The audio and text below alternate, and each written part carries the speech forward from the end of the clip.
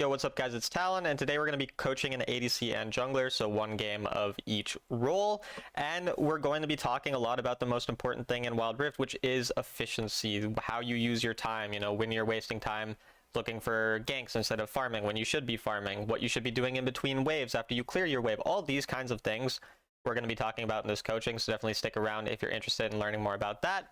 If you're interested in getting coached by me, a rank 1 solo queue player, as well as a 5-role sovereign all solo queue, DM me on Discord, Talon1169, or through the link in the description to my Discord server. It's $25 for an hour of coaching. Anyways, I hope you guys enjoy. Yeah, I do. Okay, cool. So, yeah, what's your, peak and current rank before we get started? I think Diamond 4. I Diamond 4? started playing like one season ago, and I've been playing like regularly before and like PC for quite a while, like in season 2, season 3. So I just picked up like Wild Rift maybe 2-3 months ago, and yeah, I decided to try out like coaching and whatnot. So what's your goal with the coaching overall?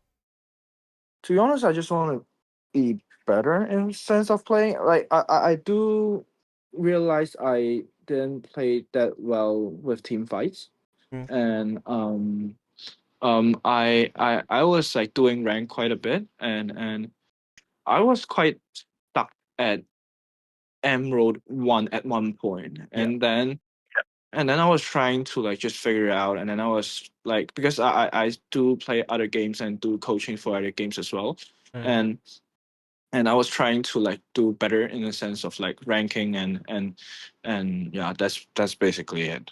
Okay, then yeah, we'll get into the game.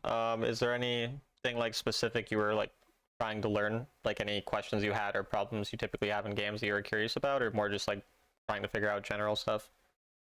I think for the first session probably just general stuff first, but to be, I think in terms of struggling, it's more like in team fights I struggle more a bit in like spell tracking or like in general I just got quite confused in sometimes. Yeah, gotcha. Okay, so the way it works typically, I'm gonna go over all your small mistakes here, like as we're talking. I'll write down the bigger things at the end so you don't have to literally remember everything I say, and obviously you'll have the video to watch back as well. But the initial thing is you kind of want to try to get on the lane a bit earlier than when you do here. Like you can see sort of following your Galio would have been a bit better when he walks up for vision, and then when he goes straight onto the minions, like you would want to be there right away as well. Okay. Typically, the main goal of the first wave, you have two main goals. Your first goal is to have a health advantage in some way, so get more poke on the enemy than they get onto you, or at least stay even health. And then your other goal is to have basically lane priority in dual lane, which means, do you know what lane priority is? Yeah. Yeah, so I guess so. you just basically want the lane pushed so that you have the advantage, Mhm. because this allows you to then ward first, and it also allows you to get on the second wave. Are you aware of which minion gives you level 2? I think the second wave, second melee. The first minion of the second wave will give you. Okay. And so that's why it's really important to have control of the first wave, is because then that gives you control of the second wave, where you can then get level 2, and obviously that's kind of a very important part of dueling.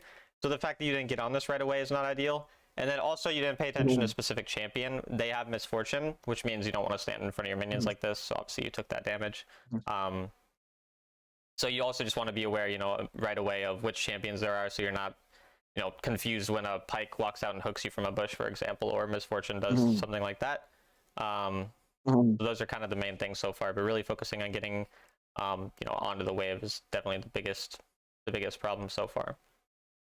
And again, like even here, so also, are you aware of the spells of like most champions? Like, do you know what Leona does? Do you know what misfortune does, etc.? Or For Leona and Misfortune, yes, but not all.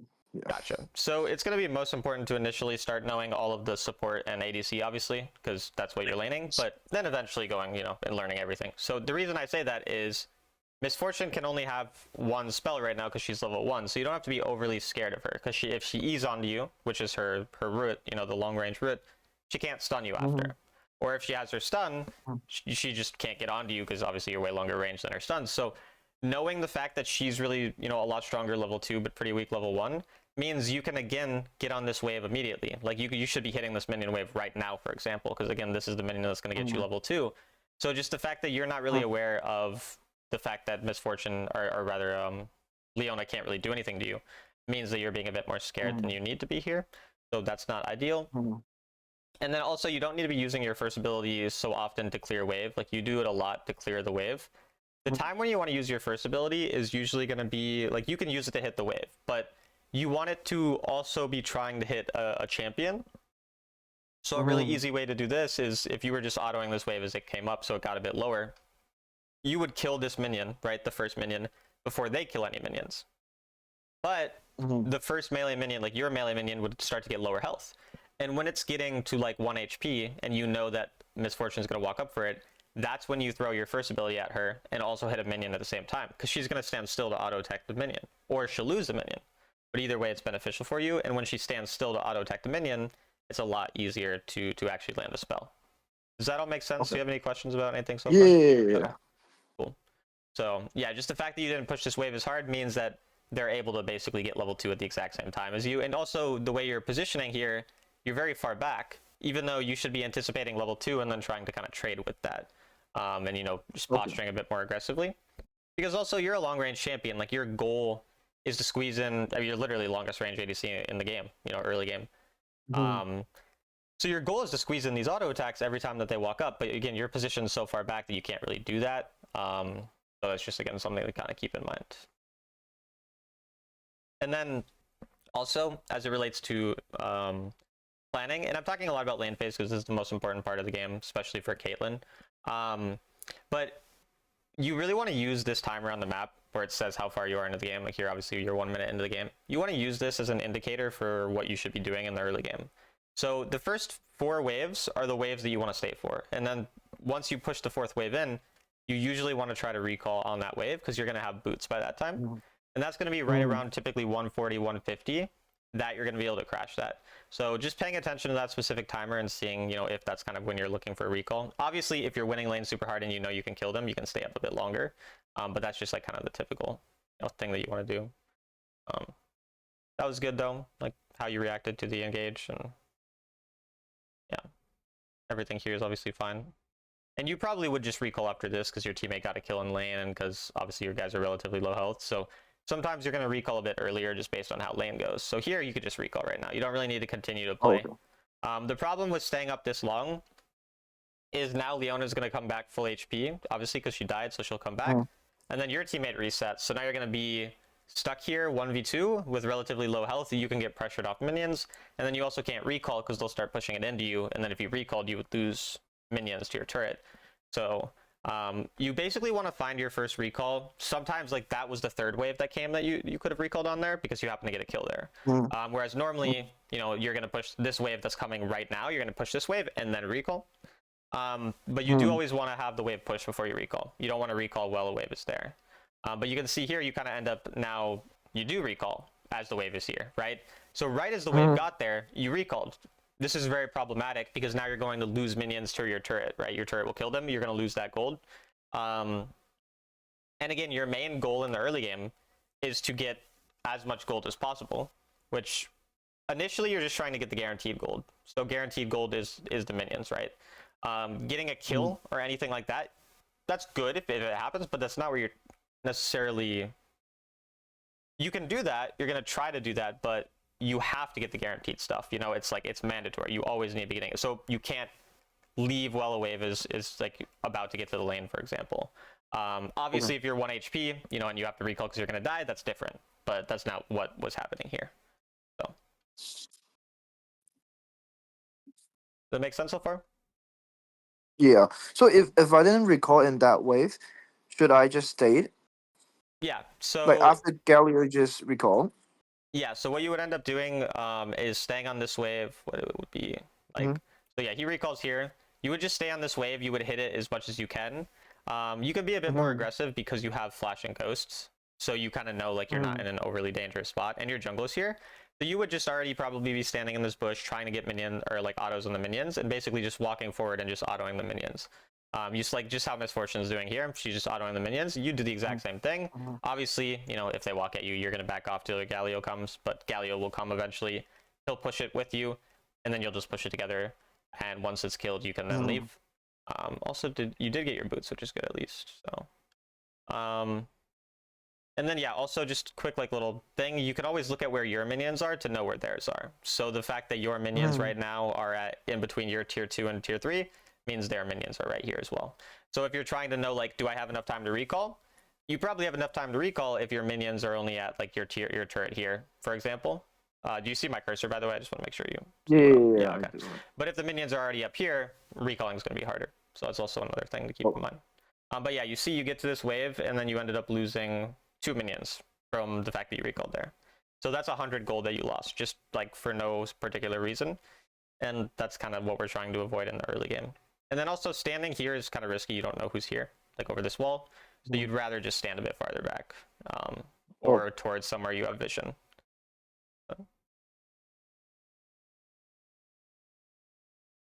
And as you can see, Trinamir was there. Luckily, not directly there, but like quite close where, you know, 5 seconds later, you could have died in that situation. Then additionally, so I relate a lot of things to the timer on the map. Are you aware of jungle timers in terms of when camps respawn or how to track jungle properly, or not exactly? Not exactly, but I do like I main ADC and I do play jungle, so like I have like a gut feeling to it per se, but I didn't really track it that accurately. Yeah, so I'll give you, and again, I'll write these down. You don't have to memorize them, but I will describe them right now so that you know. So let's say hypothetically enemy jungler starts on blue buff. If they start on the blue buff, then they're going to go from blue buff to red buff, and they'll finish that around 1 minute and let's say like roughly 1 minute 50 seconds.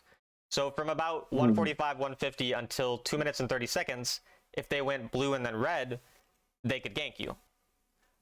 But then their blue buff will start, or not their blue buff, but their camps on the blue side, the smaller camps as well, will start respawning around 2 minutes and 30 seconds. So they will leave the red side at about 2:30. Then their red side camps will start respawning around 3:20, 3:30, but the time where they'll probably actually be there, because more would have spawned by that time, is 3:45. And then they'll go back to their blue side finally at 5 minutes. So basically the simple way is they'll be here, full clear, 150 to 2:30 could be ganked. They go back at 2:30, they come back at 3:45 again, and then they go back at 5. And again, I'm going to write this down, don't have to memorize it, but that based on that time right now, we can see it's 2:20. So there's two things that could have happened with this Trinamir, and actually when you see him is how you can kind of, well, you probably can't tell entirely, but you can see that his Krugs are up. So based on this, he most likely started Krugs, and his Krugs like just respawned, and he went red side to blue side and then went back to red side.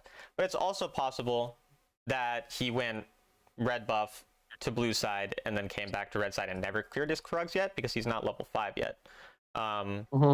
So I'm giving you a lot of information. Again, this is the way that you should approach improving and using the information I'm giving you is not to memorize everything I'm saying right now. We're going to choose a few of the key things for you to work on. And you'll focus on just those 1 to 2 to 3 things at a time. Then once you've gotten better at those, you go to the next 1 or 2 or 3 things. So right now, again, I'm just giving you all this information. You'll be able to watch it back. But also, their jungler is level 4 right now. Are you aware if someone full clears, which means they do all 6 camps, and then they also kill Scuttle, do you know what time they're going to get level 5 at? I think they would just... What time? Like I don't know like, the like exact right here. time. What time? No, I don't know. So this is a bit of, there's a trick to make it but it'll be anywhere from 2 minutes and 1 second to 2 minutes and 7 seconds. So if it's 2 minutes and 7 seconds and he's not red buff, or he's not level 5, I mean, sorry, that means he's not done all of his camps as well as Scuttle. So you know that this guy has missed some camp, whether it's that he's done no Scuttles, or whether it's this is his first time doing Krugs right now, maybe. So that's just another way for you to kind of understand like where he's been based on this kind of stuff. Okay. Does that make sense? Yeah. Okay, cool. But yeah, again, this timer stuff with the jungle is more something I want you thinking about later. It's not going to be your initial focus. Your initial focus is going to be a lot more about getting on the wave right away and focusing on having that prio and then taking that recall at right about 1 minute and 50 seconds. Because if you notice also, the 1 minute and 50-second timer correlates right to when you could be ganked from a jungler, as we spoke about. It's right around 150. So the fact that you're recalling at 150 means you're not very gankable. Whereas if your jungler was pathing to you, maybe you'll stay up a little longer if your jungle has a gank opportunity. So you're going to relate a lot of your kind of gameplay to jungle. But generally speaking, first two waves focus mostly, or first wave rather, focus on just getting a little bit of poke with your autos and making sure that you have lane prio. Second wave, focus really hard on that level 2 and continuing to have lane prio. Then third wave, you're just going to try to make sure you still have prio so you can crash the fourth wave, recall for fourth wave, or on the fourth wave after you crash it. And again, don't recall before you push a wave. Make sure you almost always push the wave before recalling unless you're too low to do so. So those are really the main things I want you focusing on, is that specific timing of recalls, maintaining lane prio, getting more poke when the enemy walk up for last hits, and then recalling after pushing a wave rather than recalling before you actually push it out.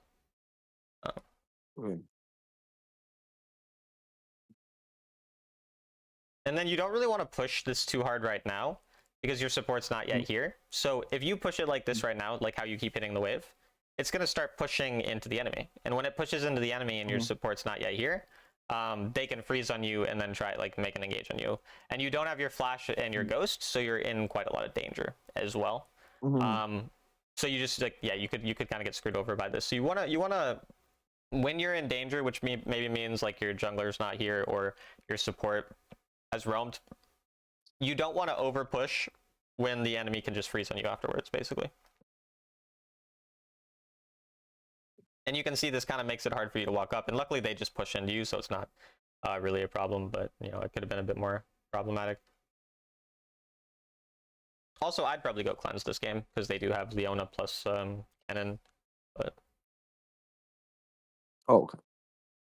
some people do like Ghost though. I'm not a big Ghost fan. There are some people who prefer it a lot more than me, but for me, I think it's mostly in games where they don't have like any CC that you're super worried about, because usually if you position well, you don't really need Ghost in my opinion, but yeah. Your mechanics on the champ are good though. Like there's a lot of good things happening, in terms of how you play mechanically and everything. And then yeah, again, this is when you would just immediately have wanted to get on the wave. So like the fight's over, the enemy are dead, no one's really going to kill you here. Like you see Kennen, you're pretty fine. So you just want to get on the wave as soon as you won that fight, immediately push it so you can recall. Because again, always push before you recall, but instead you bounced back a little bit. You went back after, so it's not really a big deal. But just that little like hesitation kind of shows that it's not really a habit to push the wave before you recall. So just another thing to keep in mind. But other than that, played well. I'm assuming this will be pretty simple. I don't really know what this Trinamir is doing. This guy is interesting. I don't think you can kill him. Yeah, I guess. It's a little awkward that you're going this far, but I don't really mind because it was a weird situation. But we definitely want to make sure we're getting back to lane, and you do. So nothing really wrong with that. Yeah.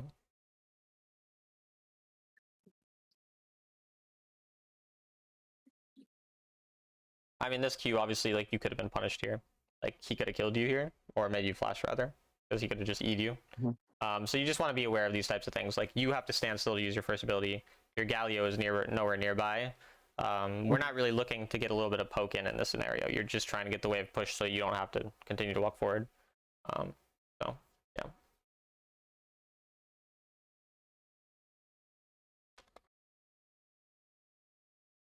And then, yeah, you're just trying to push the wave here. So when your jungler rotates to Herald and the enemy are doing Dragon, all you're trying to do is get the wave pushed, because what can happen is they're going to be focused on the Dragon. Sometimes, the enemy do a lane when they don't play smart. They give up the lane. Then you just get to push the wave for free.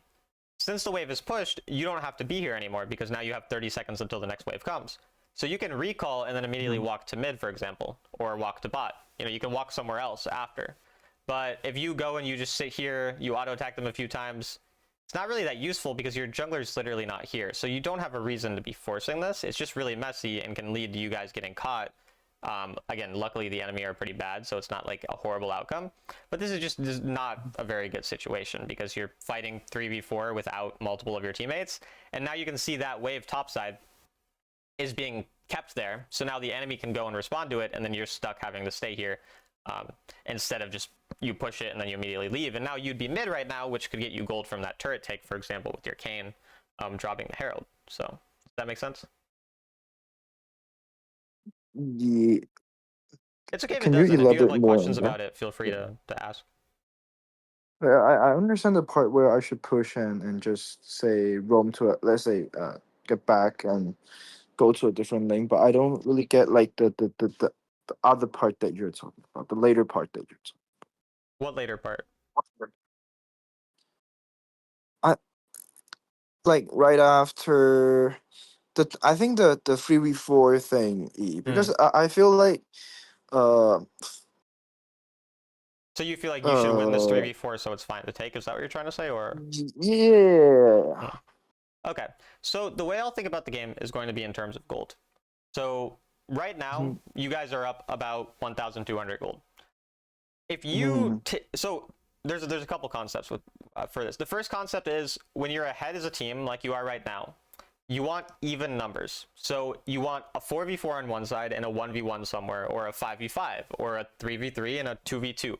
You don't want a 3v4 and a 2v1. The reason you don't want that is because if you have even numbers across the map and you're ahead in gold, then you have a gold advantage in top and you have a gold advantage in bot because you guys are even numbers, but you have the same, like you have more gold, so you're going to be ahead of the enemy on all sides of the map. If you're in this situation, your three champions might be stronger than the enemy four champions, but gold wise you're still going to be behind. Because let's say you guys all had 8,000 gold and they all had 7,000. They have four people. Mhm. 7 times 4 is 28. They have 28,000 gold. You have 8 times 3. That's only 24,000 gold. So you're fighting with 4,000 less gold, which is 4,000 less stats.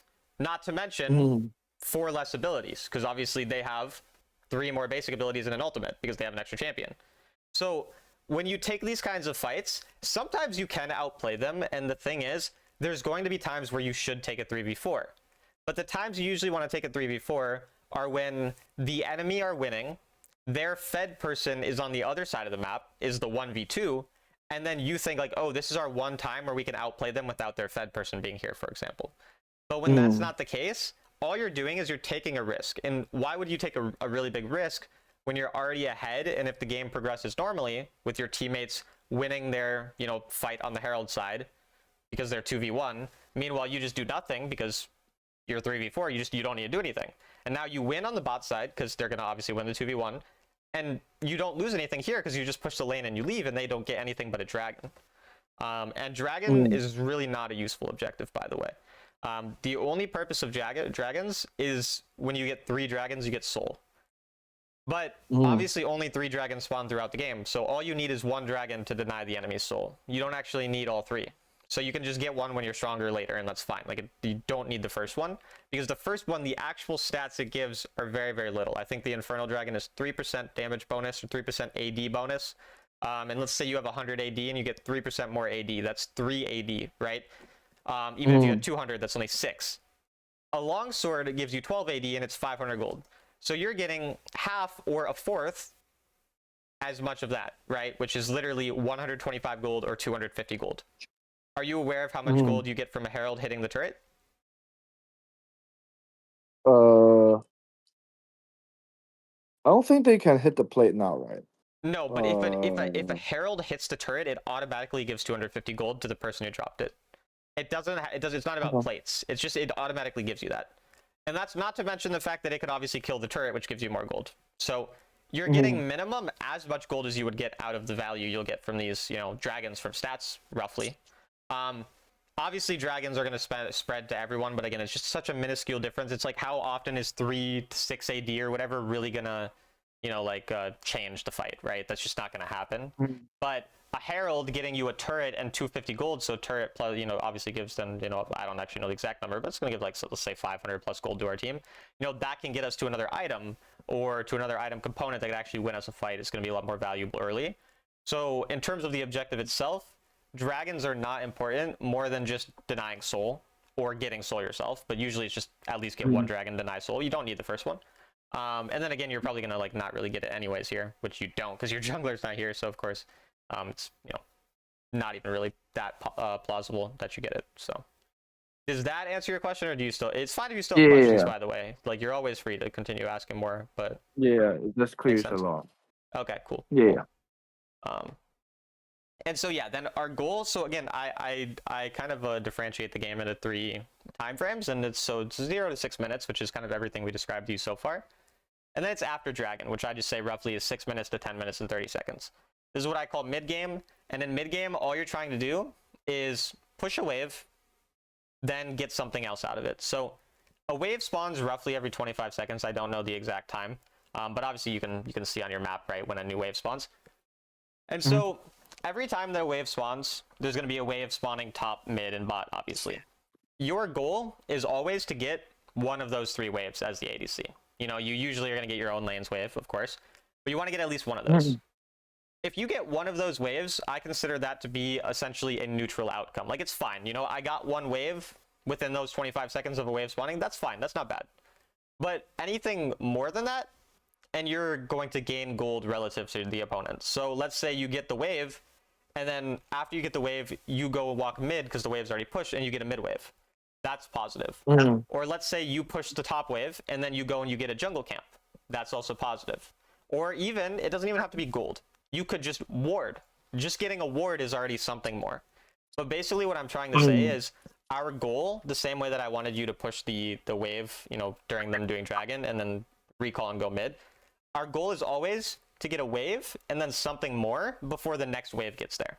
So I'm going to be, for the next probably 4 minutes or so, pointing mostly those things out to you, because you're not yet going to be at a lot of team fights. Team fights happen around dragon. You haven't really been in a team fight yet. So this wave is here. Now you can look on your map right now where you see my cursor. The next wave's coming pretty soon. So you can stay for this one. You can try to get one more. You want to anticipate when the wave is coming and get it immediately. So you would want to walk up further. You don't want to be here. You want to be here. And then as soon as the wave comes, you immediately get it. So this is kind of what you do, which is good. But your only focus should be, again, the wave, not the trading. And then what I want you to think about is now, what do you do with the 20 seconds after this? Because you can see the next wave's only here, nowhere nearby. So what do you do? Let's see, right?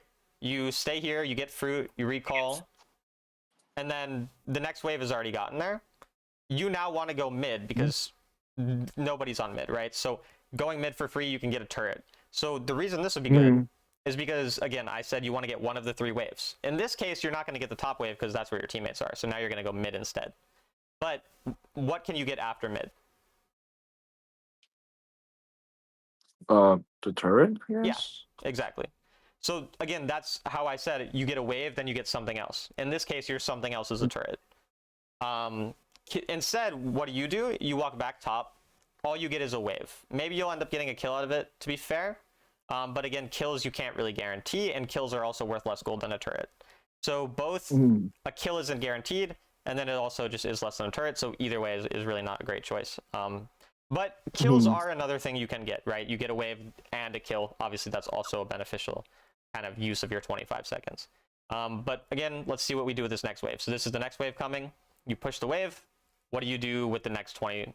You walk up, you try to hit a Q on him. You don't hit a Q on him, and then you sit here and you wait for the next wave. So you see how this was a neutral outcome? Nothing else. You just got the turret, or you just got the wave and nothing else, right? And so after you push this wave, what's one thing you could have done instead? I think the shuttle crab. You say crab? Sorry.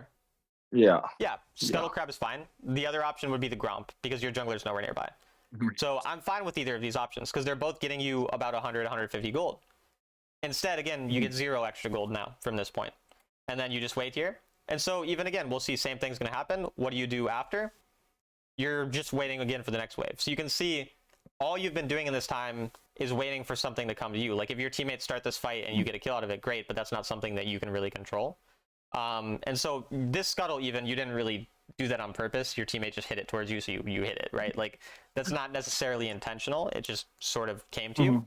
But even the same thing here, again, do this, go get camp, right? Because you're not going to get the full health turret with just your Twist of Fate here. I don't know what your Twist of Fate is doing, unfortunately, but it's just pretty risky doing this type of stuff. And again, these kills are always not guaranteed, and kills create volatility, which means you could die or your teammates die. So you can just see how you're doing a lot of things that aren't guaranteed, right? A kill is going to happen sometimes, but the fact that you stayed for this kill, you know, it leads to 1 death, so minus 300 gold. Your teammate who's 1 HP, almost minus 300 gold as well. And luckily you do get some kills, so it's not like a bad outcome, but it's just a risky and inconsistent outcome. And that's what I want you to understand, is a better time to have done this would be after you'd already gotten the Gromp. So like, you'd gotten the Scuttle from, say, the previous sequence, then you push this wave, you got Gromp, and then now, okay, all I have now is to maybe force a kill or something, so now I'll do it. But in this case, you also could do mid, right? After you push this wave, like you could even go mid, for example. But do you kind of see what I'm trying to get at, or? Yeah. Okay. Yeah. Just want to make sure. And then here, if you had your E up, you probably could have killed this guy. A pretty good Caitlyn combo is just E. Do you know what I mean? Well, you played PC, so you know what I mean when I say EQ, whatever. So when you E and then you Q immediately after, because they're slowed, and then you're going to land the E on them, which gives you the big auto attack, so then you auto right after you use your Q. So if you right now, you just looked at her, and then you just auto aim your E, then Q immediately after, and then you autoed, you would kill her. But instead you just got one auto off, and then you got scared and flashed away when you didn't really need to. So. And also you could have ulted her, to be honest. You have your ult here. I'm pretty sure she's in ult range. Yeah. Maybe not, but it's close. And then again, you're recalling as a wave is coming. Not good, right? Wave is already here. And what this does, again, this means you can't do the sequence I'm talking about, which is wave, and I always just say wave and something else, right?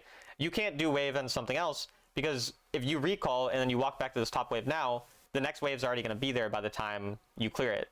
Or it'll get cleared by your Galio, and then you lose gold, because you don't get it. So now you should just walk mid, right? Because top wave's already pushed. Push the mid wave, push the next mid wave that's about to come, and then go do something else. But instead, you're very just obsessed with your lane. You don't have to go back to your lane every time. If a wave's already covered, or you've already pushed the wave there, do whatever else you want. And then when another wave comes back there, then you can go. So, again, you see, this is really all I focused on for about 4 minutes, right? Because this is, again, the 6 minutes to 10 minutes and 30 seconds. That's the timer on the map where exactly what I'm telling you about right now is almost all that matters. But then we go from 10 minutes and 30 seconds onwards, which is where now there's a different important thing for us to focus on. Obviously, getting gold and pushing waves is still important, but what becomes infinitely more important is the Baron, because Baron spawns at 11 minutes, and 10 minutes and 30 seconds is when we want to start preparing for it, because we already want to kind of, prepare in advance rather than just going at 11 minutes right when it spawns. So the way we're going to prepare for this is by pushing mid, and now basically treating mid as our lane. So if there's people still here in top lane, maybe we'll come every once in a while to stop them from taking a bunch of turrets. But for the most part, we're going to now want to control the mid lane, because that's what gives us access into the objectives. We push mid, we can rotate to the dragon if we want. We push mid, we can rotate and get vision on the Baron. We always have access into any objective. And obviously as a high range champion, it's also a lot safer in mid lane. Unfortunately, you've lost multiple mid turrets here, so it's a little less safe than normal, but it's still relatively safe. And so after you push this wave, you want to go into mid is what I'm saying. And then see, again, you walked back despite the wave coming, so now you're going to be on it later again. But again, we want to get on this wave, reset, and then start controlling mid. Instead, you continue to sit, and luckily this misfortune inted into you, I guess, so shout out to her for that. Yeah, they are inting into you, so we'll take it. But again, a much more consistent play, and something that's going to actually be important when your opponents aren't griefing into you for fun, is going to be controlling the mid and then going into the objective afterwards. Even if you don't do it yet, and you just killed this turret and whatever, that's all right. But we definitely need to start controlling mid at this point. You don't want to keep staying on the side. Like, this is just too long. You can see 11-15, the fact that you're not around the Baron side of the map or around the mid, that's going to be pretty problematic. You're not really gaining a whole lot here. And you also probably have a decent amount of gold to spend, so you could have recalled, to be honest. But, yeah.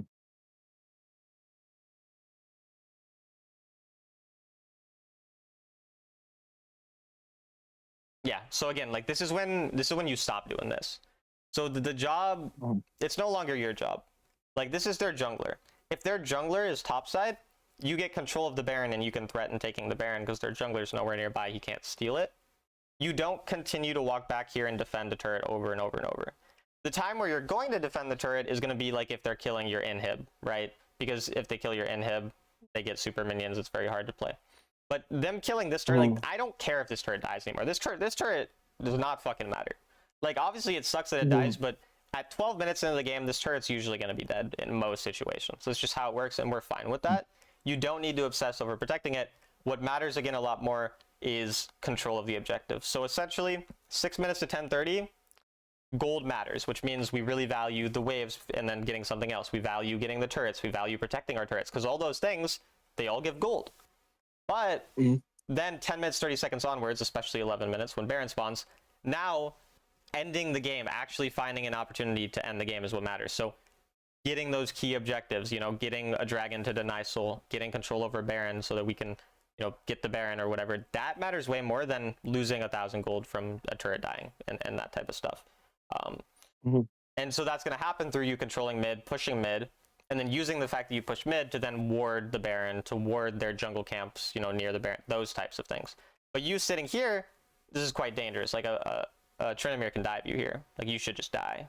I don't know what he's so scared of. Okay, he clicked his ultimate at full HP. Like, this guy is a fucking idiot. But anyways, I'm not coaching him, so it's okay. But that is very unique. But yeah, you definitely should have died there. Did you die to, maybe she had Thornmail? Yeah. You must have had Thornmail. I know she had Ignite as well, but like, you kept it. I think it's, yeah, it seems like Thornmail. Or oh, the minions. Oh, it's the minions targeting you. Okay. So yeah, the minion aggro ended up. Do you have questions about anything, by the way? Up to this point, I'm okay. Yeah. Okay. And so again, you should walk where right now? I think bottom. Mid. Because Mid. again, Right, yeah. remember, we control the mid, and then you can go bot after you go mid. You push mid, then go bot. So the same way I told you from 6 minutes to 10:30, push your lane, then go somewhere else. Now it's push mid, then go somewhere else, because now mid is essentially what you should think of as your lane, for the most part. And so the fact that you guys are all here means, again, high elo players will sneak a Baron on you. When you do all of this, high elo players will just sneak the Baron on you, and you'll be screwed. But obviously, these people, again, they're not going to respond properly, so sometimes you're going to get false information as to what works and what doesn't. So. This Tryndamere is really something else, though. He's a unique individual.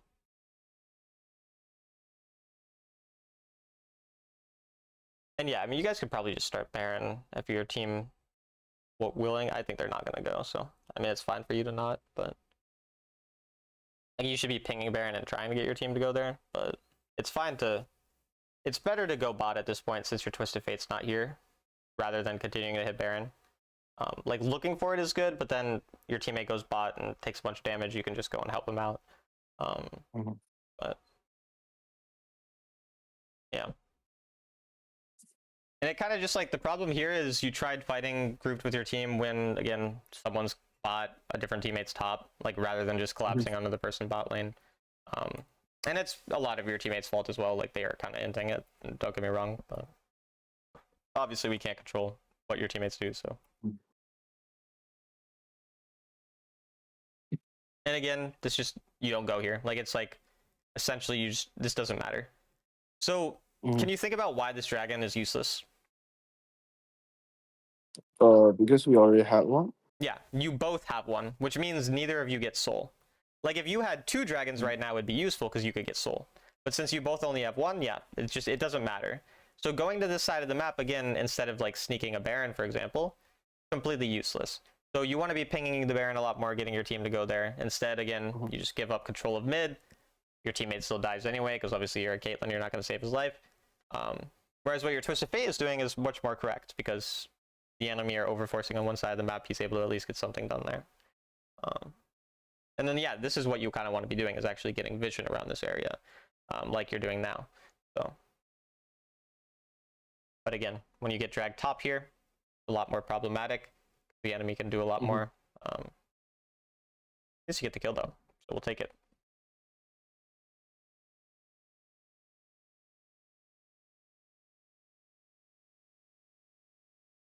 Also, you can E backwards to, like, basically dash forward, just, like, to get here quicker. But yeah.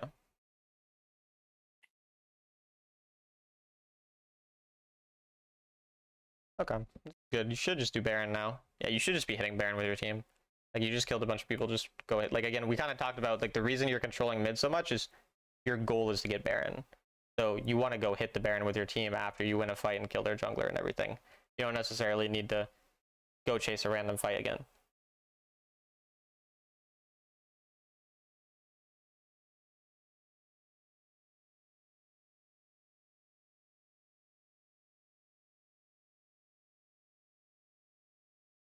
When you're running away, you can kind of put traps on the ground. So, like, when you flashed, you could just, like, immediately trap the ground to try to, like, make him have to run in a different way. Mhm. I actually haven't really noticed it, but I don't think I've seen you using your traps very much at all, to be honest. Yeah. I would definitely just say that's, yeah, I guess that's something we... Are you playing Caitlyn in the other replay as well, or no? Sorry. Are you playing Caitlyn in the other replay you sent, or no? Actually, not really. That Okay. was more like I'm not sure what to put in the replay. So this one is for like bottom lane, and then the other one is for like jungle lane, I Oh, think. gotcha. So you're doing both roles. Cool. The only reason I asked is because I think I should have focused a bit harder on the trap usage because I didn't really talk about that a lot. But one thing is when someone's running at you, you can just place a trap as you're walking down so that they have to walk in a different Mm. direction and try to like lead them into the trap, obviously. If you did that quickly here, it probably would have stopped him from potentially killing you. And then in Mhm. lane phase, yeah, I guess we didn't really talk about your lane phase traps, but basically just using a trap, like you can use it in the bush if you want. If you get them pushed under the tower, then you kind of use one on the left side of the tower, one on the right side, so that they can't really walk Mhm. in great areas. And then you also put a trap in an, like if when they're walking up for a last hit, you put a trap in an area Mhm. where then they have to walk to a different side. So it's like, say I know they want to stand right here to last hit a minion, I can put a trap like here preemptively, so then they have to walk here, and it makes it easier to land my spells. So those are some Mhm. things in terms of using your traps.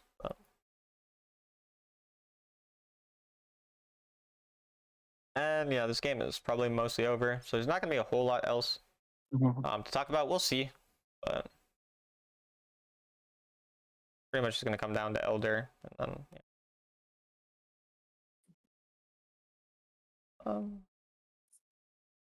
Kind of surprised at how much damage she does to you. I mean, I don't know. Mechanically, this is mostly fine. Yes, you should have probably clicked your ghost as you're walking up here, to be honest. Um, Mm. and you're trying to obviously third ability the Leona when she third abilities on you, but the Elder's really low, so you're kind of just like over focused on that, which I get. I think it's pretty reasonable. And yeah, they'll end here. Okay. Yeah, any questions before we go into the other replay? Or Not really. I okay. think. Actually, oh, that's loud. Since you're playing a different role, I'm gonna write the notes now because normally I write the notes after, but since it's two different roles, Mm. we'll like write the notes separately because they're just different roles. Um, I just choked on water. My bad. Do you see my screen for the notes? Yeah. Okay. I'll send these to you at the end, so remind me if I forget. Um, Okay. so we're just gonna start going back into the lane phase first. So the first thing is get on wave level 1 as fast as possible. Goal of first wave is prio plus health lead. Goal of second wave is to get level 2 first. Which minion gives you level 2? First melee. Yeah, first Uh. minion of the second wave. Yeah. So I'll just put that in parentheses. First minion, I guess it would be first minion of second wave. Goal of third wave is to maintain prio so that you can crash fourth wave and recall. Then I have it written jungle somewhere. I told you about the jungle timers. I write them down for people Mm. frequently, so I'm just going to copy paste it from someone else's. But again, basically, if enemy jungler starts blue side, they'll clear to red side, gank from 150 to 230, go back to blue 230, back to red side 345. I already explained this to you. And if it's the other side, then you flip it. So say they started red side, everything is just the opposite. When it says blue, it means red, and when it says red, it means Mhm. blue. Does that Mhm. make sense, or do you need me to explain that better? Yeah, it makes Okay. sense. So there's the jungle tracking stuff, and then based on that jungle tracking stuff, be more aggressive when your jungler is nearby, and more passive when enemy jungle is nearby. Then B, or not a B, what was I gonna say now? I forgot. Oh yeah, punishing last hits. So punish last hits in lane. Do you know what I mean by this, or? Yeah. Yeah, so just be more aware of that when the enemy is walking up for a last hit. Use traps to make enemy movement more predictable. This is basically the general kind of thing, which again you can do by they have to walk up for a last hit, you make it so they have to walk somewhere else, or they are under their turret, you put it on the left and the right of their turret. Obviously, it might be easier for you to also go and watch some high elo Caitlyn's to see where they put them, you know, because you can see it more visually. But that's kind of your goal at the end of the day, is to just make their movement more predictable.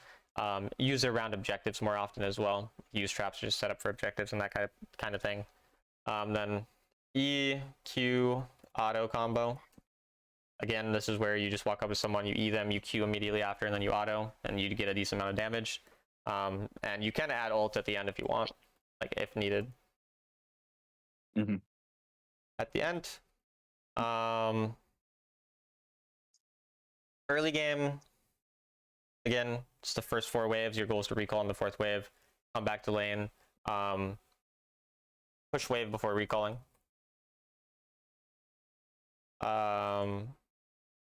If your support is roaming,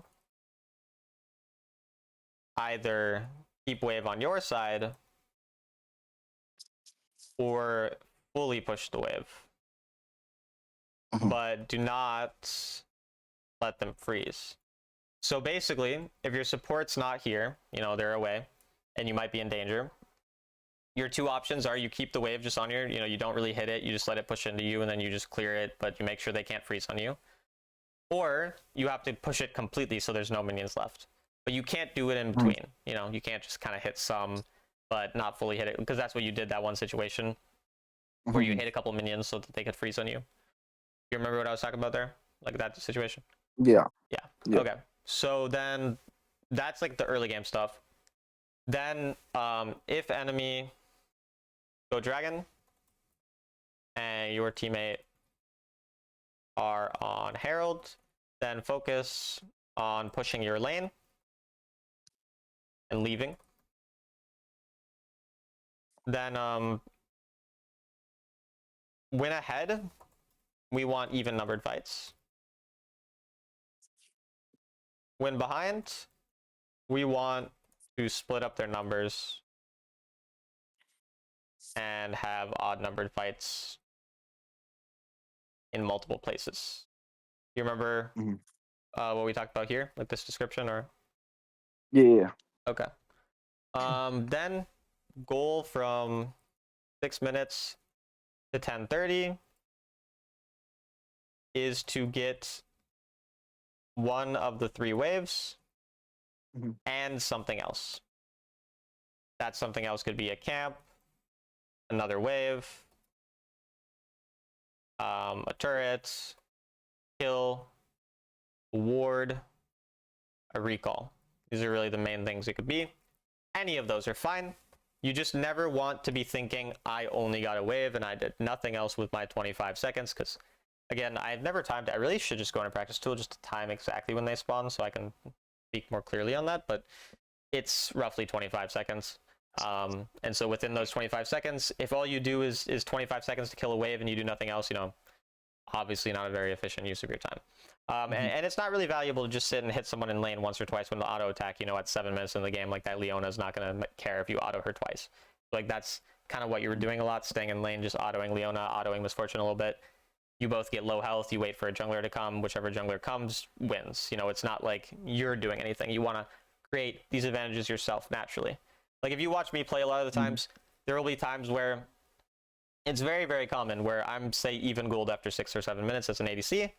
And then randomly I get a 500 gold lead or an 1,000 gold lead because One wave, I go and get a Gromp, as they did nothing else. Then another wave, I get a Scuttle. And then another wave, I recall and I go to the other side of the map because I already put in. Like, it's just all these little things add up even without me getting kills. So that's your 6 minutes to 10:30, and then 10:30 onwards, just control mid and get vision of key objectives, especially Baron. And in terms of spell tracking, you didn't really have a lot of problems this game anyways. You said it was an issue. There weren't really many team fights in this game, so we didn't really have a lot to talk about there, even though you said that was one of your kind of issues you felt like you had. So we'll see if there's anything with that. But these are the notes for the ADC. Do you have questions, anything at all? Not really. Okay, cool. And also, by the way, I know it's hard to always think of questions on the spot right as we're talking.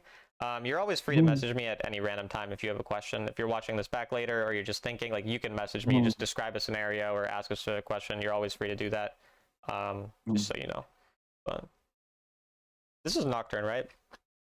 Yeah. What server are you on? I'm not sure. I'm in Hong Kong, so this is probably Hong Kong server, I Okay. guess. But we still have like Japanese and Koreans in it, so I'm not entirely sure. Probably Asia server then.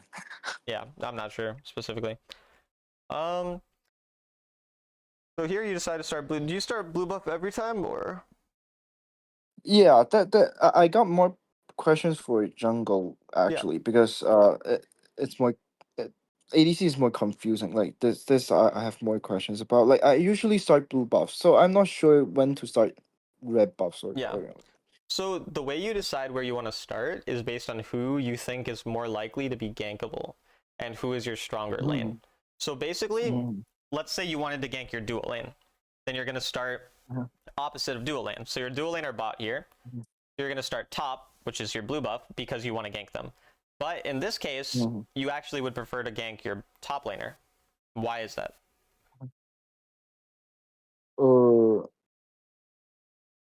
My top laner. Think about who the enemy top laner is. It's more immobile, per se. The enemy top laner is very squishy. Generally, ranged top laners are very easy to gank. Like, that's their biggest weakness. They're going to be oftentimes getting poke in lane early and pushing up, but they're very, very easy to gank. They're very squishy. So, because of that, going towards them is good. Additionally, Jax has a stun. So, okay, I'll kind of restart to describe this better. So there's 3 things that there's like 4 things that you're really taking into account when you decide which lane to path to. So the first thing is lane strength. So if you have a stronger laner, that's like a plus. You want to go to a stronger laner. But then also you want to go to people who are more volatile. So volatility, what I mean by that is like it's more fighting. So like a Darius, for example, oftentimes is going to fight someone to the death, whereas I don't know, in Ornn, he's going to be pretty safe. He's going to be harder to gank. So you want to look at lane strength, you want to look at volatility, you want to look at enemy jungle pathing as well if you know. So most of the time you don't know, because obviously you don't know where the enemy jungler starts. But there's certain junglers that you do know. Junglers like Olaf, Zed, oftentimes Lilia, but especially I would say Olaf, Zed. There's a few others I'm probably not thinking of off the top of my head. They'll always start blue buff because they're very reliant on mana for their clear. So if you know like an Olaf started blue buff and you want to path away from him because he beats you early, hypothetically, then you'll start on your blue buff because then you'll be on the opposite side of him. But the main things to keep in mind are lane strength and lane volatility. So in this case, lane strength-wise, Jax is not insanely strong early game or anything. He's okay early game. Kog'Maw's okay, like not the strongest early game. So Jax like wins this matchup or it's pretty even. But the reason you really want to go to Jax is the volatility aspect, because Kog'Maw, very easy to gank and often going to fight pretty hard early game because he's a ranged top laner who will push pretty far forward. Does that make sense? Yeah. Okay, cool. Yeah, we'll obviously skip through your clear. Don't really need to watch. Oh, wait, actually, I do have a trick to tell you. Let's see if you... Are you aware of the fact that if you smite a camp, but you don't last hit with smite, you get level 5 faster? Sorry? Like, I smite a camp and... So you know Not how really. so you know how if you smite a camp before like with it's lower than 600 health and you smite it, it'll obviously die right away, right? It dies to your smite. Mm. If you smite a camp before 600, so say it's at 650 and you smite it, and then your auto attack last hits it or your ability last hits it, you actually will level up faster. I don't know why it's like this. It's really stupid. I have no idea why it's like this. But if you do that, you'll get level 5 at 2 minutes and 1 seconds after killing all 7 camps, whereas you'll get it at 2 minutes and 7 seconds if you last hit with your smite. Okay. So basically just don't last hit with your smite unless you have to because you're fighting someone for it. But otherwise, just like kill it or smite it when it's like 650 or 700 or so. Does that make sense? Yeah. Okay, cool. And then yeah, here I mean you can look obviously to gank if they're fighting, but otherwise you can just do scuttle. You should be scrolling your map there and just like yeah, but getting level 5 is fine because you do definitely. Wait, why'd your clear take so long? Does your champ not have a faster clear than this? I thought his clear was really fast. Maybe they nerfed it. Have you watched like top Nocturnes clear and like looked at how fast they clear or no? Not really. I would look up YouTube videos because I don't play Nocturne. I'm not going to pretend to know how to clear like super fast on him, but I would look up YouTube videos and see how they do it and try to copy it because I feel like you should be able to do this faster. But I don't know because I don't really play him. And so here again, you can kind of notice, right? This Kog'Maw is really low. This is the type of thing where if you were here, it's super OP. And we kind of can expect that with ranged top laners. So you kind of just want to recall here already and then go top. You don't really want to gank mid. Like mid is pretty high health. Their jungler is pretty obviously going to be, you know, around that area because a jungler can always respond to mid just because it's in the middle of the map. And she probably had flash, like you didn't know that she didn't have flash. Or if she didn't, which she does have flash. So you don't really want to force ganks for no reason when you don't have like, you know, more information. And also it's Kassadin. Kassadin can't really help you much early game. So you're kind of just wasting your ult here, you know, for no real reason when you could have just recalled and then walked top and probably ulted the Kog'Maw. And then also you need to be resetting by this point because again, your camps are going to spawn. As we said, it's right around 2 minutes and 30 seconds your camp spawn. Here it's going to be about 240 just because you're a bit of a slower clear, I guess. But you know, it's going to kind of changes depending on the champion. And so you need to already be resetting. Like typically if you do your full clear, you don't really want to be recalling later than around 220, 225 so that you can get back to the other side. And if you go and you do scuttle and you see nothing available, you would recall right after you finish scuttle. So you could have just recalled as soon as you finish scuttle and walk top because that's where there's a lot more gank opportunities. That makes sense? Yeah. Yeah. And so instead now you can see your camps have spawned and you're still not doing them. And then additionally, it takes 1 minute and 50 seconds for a small camp to respawn, so like anything that's not a buff. And it takes 2 minutes and 30 seconds for a buff to respawn after killing it. So that's how you can roughly tell when the next one's going to spawn. Just a random aside. And you can see here again. So once again, if we look at the timers I was telling you about, 3:45 is when you'd want to be going back to your red side. So the fact that you're looking top, it's already pretty late. Like you're already starting to want to kind of head back to your red side because you can see your camps are spawning. So the fact that you're going so late here now is again losing out on more gold. So the same way that I told you to push your lane or your wave before you rotate to other stuff, it's the same in jungle, but for clearing camps. So clear your camps before you do other things for the most part. Obviously at times you can maybe like do something different, but for the most part, that's how you want to approach it. So you can see you're kind of just losing out on a lot of gold here. And so even though like it's nice that you're able to get something done here, this is again something you can't necessarily predict. It's riskier, and you're losing out on your red side camp. So this is a very inconsistent way to play jungle. And while it worked out okay this game, it's just not going to be consistent. Does that make sense? Yeah. Yeah. So you can essentially do a lot of this stuff just after your camps are cleared, and that's going to be better. But good that you just clear that and then reset. Honestly, you could just clear up to this. You don't really need to try to overforce this. You're already pretty far behind in terms of the gank. I would just clear your camp up and then look after. And if he dies, he dies. Like it's not the end of the world. Because now again, you're just missing out on your camp. And as I said, it takes 1 minute and 50 seconds for your camp to respawn. So if you don't clear it right away, it takes longer to respawn because it has to be killed before it's going to start respawning. And then you just walk into the Yone for no reason here, which obviously is, you know, not great. And the problem too with forcing fights is if you force these fights and they don't work out, now you're not clearing your camps for even longer because now you're dead. So it's really just kind of screwing over. This is essentially what we call tempo, where you're just not clearing your camps fast enough. So then they stay up longer, they can get invaded, or you just don't get as much value out of them. And then here you just again want to clear your camps up to the dragon, or to the herald rather. You just clear them and then you do herald. Do not do herald right away. However, I'm pretty sure you're going to do herald right away because that's what most people do. You are. I've coached like 300 people at this point, so it's a pretty common thing I see, so don't worry. It's very, very common that people do this. But these objectives, I described to you why dragon doesn't matter in the previous game. And herald, again, is just not, that value. Like, herald's fine. It's not a bad objective, but it's not going to win you the game. And you could probably get it anyways because they're going to be busy with the dragon. So now, again, let's see when your camps respawned. So it was about 5 minutes and 20 seconds that these small camps respawned. And then let's see when you kill them. So you're going to do this. You're going to now try to fight dragon, which, like, great, you got to kill. And then when do you actually start going and clearing camps? 6:51. So what was it, like 5:10, 5:20, right? So this is 1 minute and 30 seconds after you could have been clearing them that you're starting to clear them. And you're also not even clearing your blue side camps yet, which are the ones that we talked about spawning at the time. So again, I said it takes 1 minute and 50 seconds to respawn. And you haven't killed them for 1 minute and 30 seconds. And by the time you actually kill them, it's actually going to be so much later. Do you want me to edit that out, by the way? That's okay. Yeah, It doesn't that's matter? okay. Okay. I'm just checking. Yeah. And then you can see the time that you clear is literally like 8 minutes. So you're just not clearing this camp at all. Like, yeah, it's actually insane.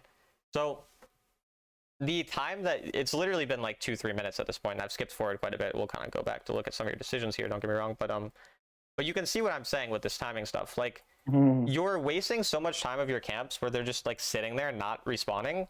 So then you're losing out on gold and you're losing out on gold. And you can do this if you can force a really guaranteed fight, but you're not forcing guaranteed fights. You're forcing really risky fights that you don't know how they're going to go. Like forcing this dragon instead of just giving it. You don't really know how well this is going to work out. It's rather risky. And again, you weren't even the reason your team got dragon. Your teammates got the dragon anyway. Yeah. And then all you did was walk here and maybe help them get 1 kill. Like maybe they got 1 extra kill that they wouldn't have gotten otherwise. But again, just way more unnecessary. You don't have to be a part of every fight because again, we said 6 minutes to 10:30. That's when your goal is just to get gold. And again, as a jungler, instead of the waves. So again, I said, I actually skipped forward. So kind of the concept from 6 minutes to 10:30 was wave and something else, right? In this situation, as a jungler, it's going to be your camps and something else. So every camp rotation, you want to be getting your camps right away and then looking for something else. It's not about the waves, obviously, because you're not a laner. But you can take the waves, after you do a camp. So you do a camp, then you can go get a wave, for example. This kind of stuff. But again, instead here, we kind of see you waste a lot of time, kind of overforce stuff, and it just causes you to lose out on a lot of gold. So does this all make sense, or? Yeah. Okay, cool. I've been talking a lot. Okay. Then yeah, and again, you were almost going to go back to your camps. It's kind of fine in this case, to be honest. They were really low. Like I don't really mind you forcing this, to be clear. But it's the fact that you've done this force alongside all your other forces so that your camps aren't cleared like ever. But in this situation, they were low. It's fine to force an ult there. It's good that you're at least paying attention. I think you probably should have backed off here. This is a little bit, greedy.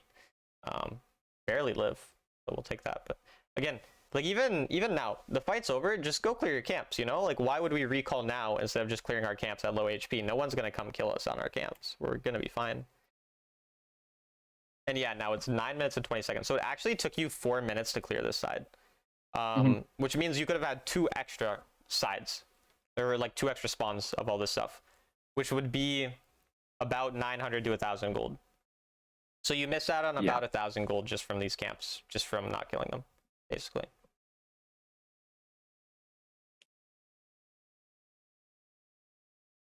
And now we're approaching the Baron, which is again where now controlling the Baron side of the map is now more important than your Dragon side camps. So you're going to start to value your camps that are on the Baron side a lot more. and you want to clear your dragon side camps before the Baron's actually spawning. So right now, for example, you want to be more just clearing your red side camps here and helping your team out in mid than doing something here. Because now you're going to force something here, you don't actually find anything, and by the time that you do, and you end up just going and forcing here, and your teammates are unfortunately did die, which isn't really your fault, but they did die.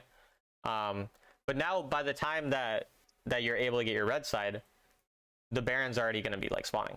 So then, one, you might get invaded, which you do get invaded here. And again, if you want any of this edited out, you can just tell me. Otherwise, I'm just going to keep it in. But then, yeah, you're basically, your red side got invaded. You're not able to go to your red side. And then now the Baron's up. So.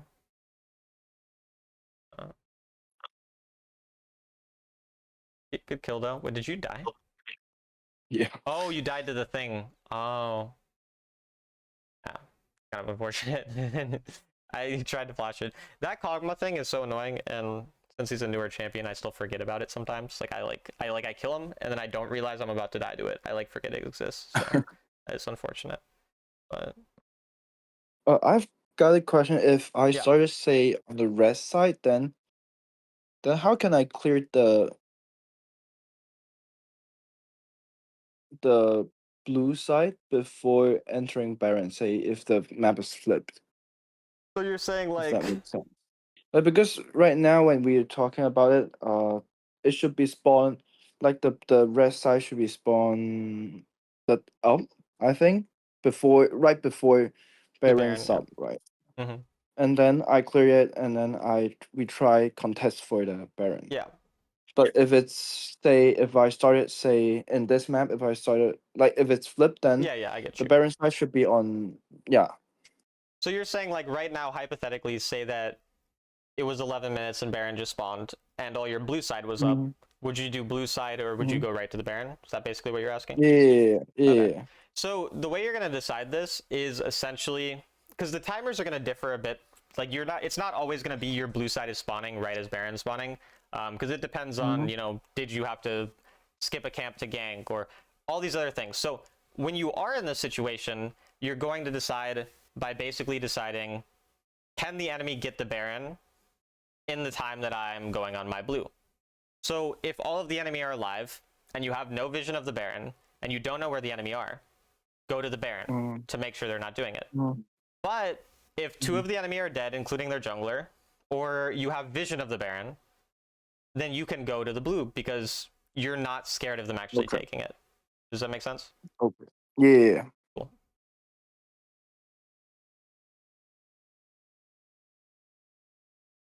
So like right now here, you just saw their jungler recall. Hypothetically, I think you did, maybe you didn't, but if you had a word, just hypothetically, you could clear this because you know he's not there. He just showed where he is. But yeah, maybe it was just vision of the replay. Who knows? But yeah, and this is good to just look. I think you probably could have vaulted in earlier, but and it's fine. So.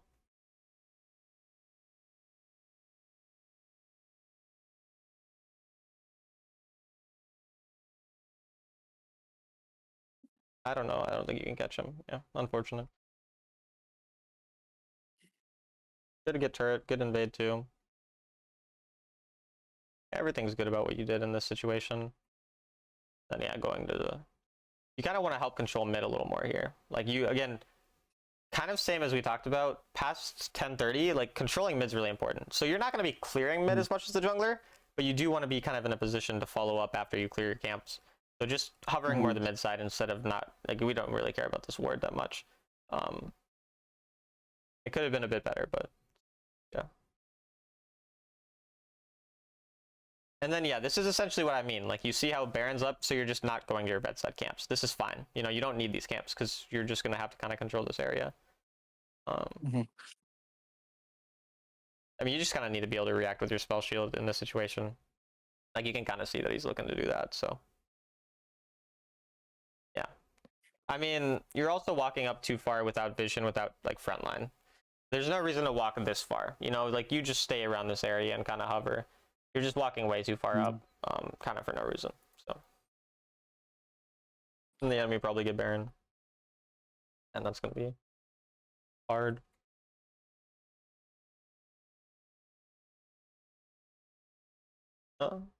I mean, obviously this is good.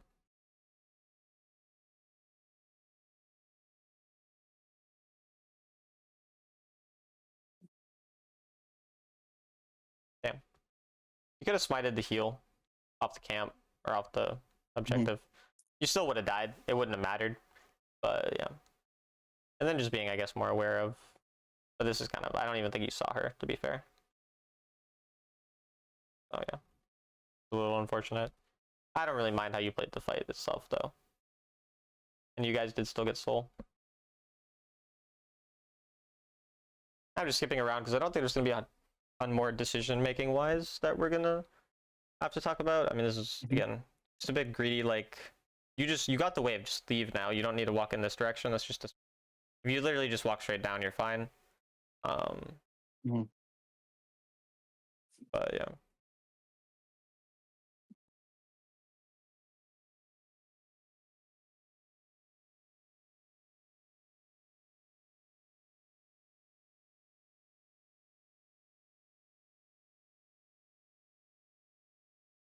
And then, yeah, you probably just go do Elder here because Baron's a lot harder to take. Yeah. So, typically, when you're 19 minutes into the game and you're choosing which objective to do, you usually want to do Elder and then use Elder to get Baron. Because Elder obviously makes you way stronger combat-wise, so then you can pretty easily get Baron by getting Elder. And also, Elder is easier to kill. Like, Baron does a lot of damage to you and removes your resistances. Not removes all of them, but, like, lowers them. Elder doesn't do that. So, going to Baron here is just really risky. And obviously, you end up dying from that situation. So...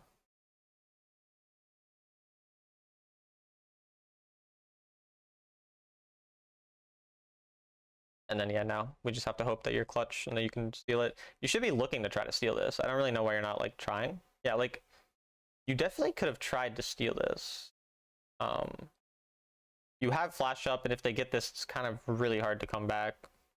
So you definitely needed to be way more concerned with the Elder. Like, it's like game-ending objective. It spawns in 19 minutes. It's super important. We definitely need to be a lot more worried about it. Oh, you get caught again. And you also a lot of times kind of just walk forward without vision when you just need to let your front line be doing that and be a bit more patient. That leads to you dying, and I'm assuming they just end from here. Yeah. It does. I remember. Okay. We'll write some notes for Nocturne. A lot of the notes are actually like they're rather similar. What the being weird. Oh. They're rather similar in nature.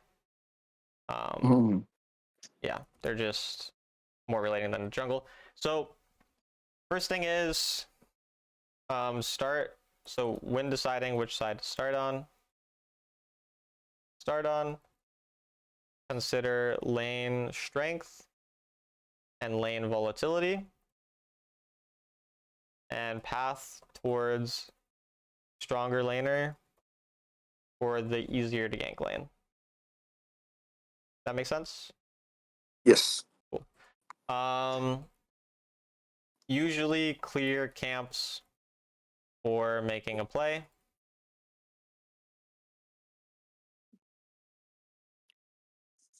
Remember, small camps take 150 to respawn, and buffs take 230.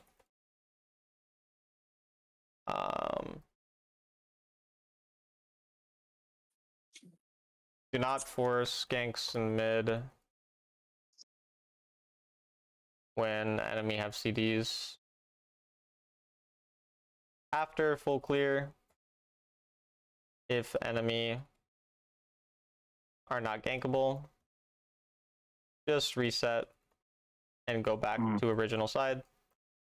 So this kind of happened when you forced on the Katarina early game. Be a bit more aware of that kind of stuff.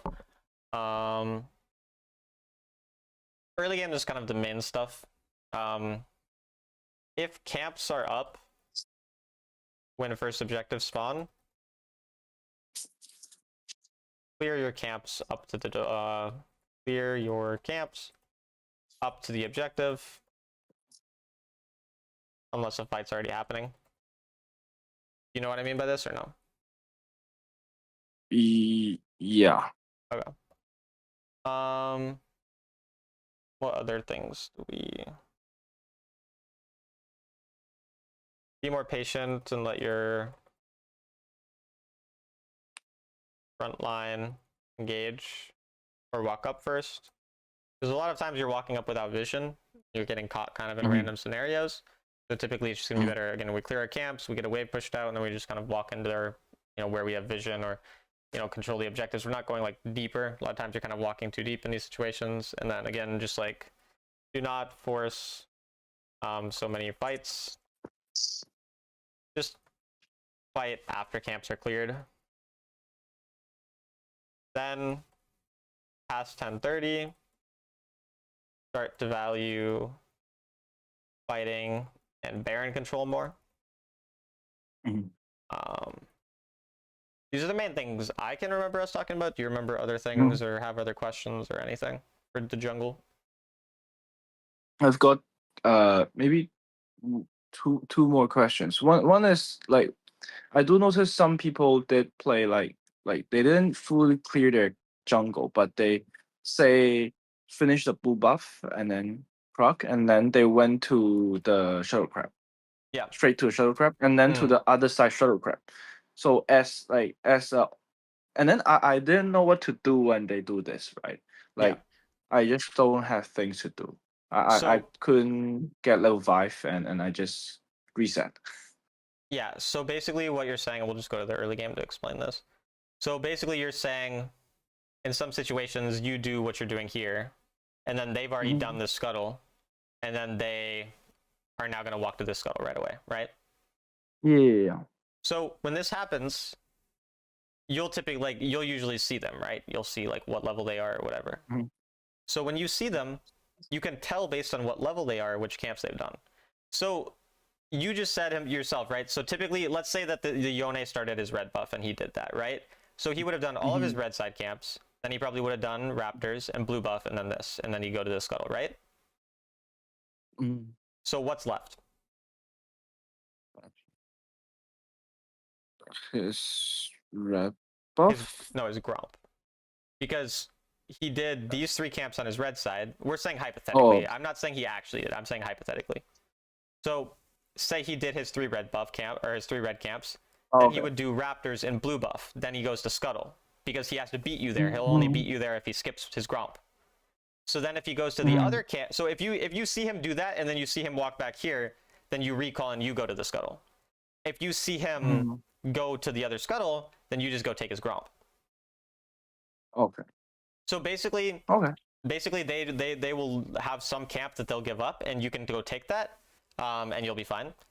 But even if, let's say, you don't know, and he just ends up, like, this scuttle's gone, but you don't know where he is, just recall and then walk back top. And even though you won't be level 5, you'll be fine. You can just look for a counter gank and just wait until your next camp spawning. You'll be okay still. Does that make sense? Yeah. Cool. You said you had one more question? The last one is like, if I'm in the blue buff and they invade our red buff, should I go and help fight him out, or I just do my own thing? Like at the very start of the game? Yeah. No, if they invade at the very start of the game, just do your own stuff, and then you're gonna have 2 options. So again, I'll just go back to the replay. Basically, let's say you started, you did start blue here. So let's just say they invaded your red right now. Obviously, you would see it. And so say your teammates did nothing about it and you just saw your red get invaded. You could probably just, immediately walk to his red side and just take his red side because he can't come there fast enough. It's not possible. So you can just take his red side. But let's say that you saw him go red buff and then you know that he left after because your teammates got vision, and so maybe he got your red buff but you didn't get other stuff. In that case, you can just full clear and you're just going to have no red buff. And it's fine. You'll get everything else. You're going to be slightly behind. But what this does to him that's really bad is it makes his pacing very bad, because he invaded and he wasted a bunch of time, and then by the time you're finished with your full clear, he's still going to have multiple camps up on his red side, and you'll have time to like gank someone or do something, and then you just wait for your camps to spawn again.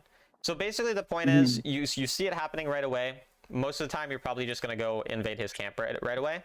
After you do your blue buff, you'll do your blue buff and then invade. But If you see him run away and you know you can't invade because maybe the enemy are stopping or whatever, then you just do your normal clear and you'll be fine. Okay. The big thing about getting invaded is just don't panic. It's okay to go a little behind. It's okay if they take a camp. 1 or 2 camps is not going to lose you the game. It's the same as the scuttle thing, where if they double scuttle you and you lose a camp, that's not going to lose you the game. It's only going to lose you the game if you then try to force a fight and panic. So, yeah. Okay. Do not panic when invaded. Any other questions? Not really. That's all. Okay. Again, if you think of others later, you're free to DM me. I'm going to send these to you, and oh, apparently it's too many, so I'll do this and do that. Okay. So yeah, I'll see you later then. Good luck. Thank you.